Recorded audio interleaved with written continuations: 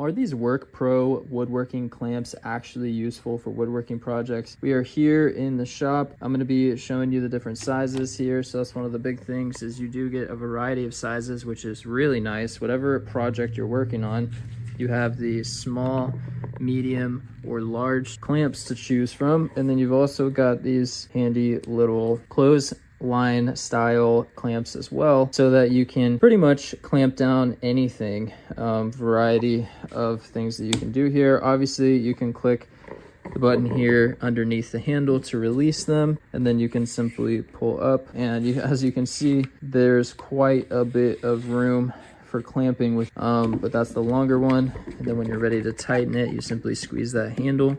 And I love how quickly it clamps down. You don't have to sit there and keep clamping it, keep pumping it. It clamps very quickly. And as you can see, we are holding this board up with just this clamp right here, but I just wanted to demonstrate how strong these are.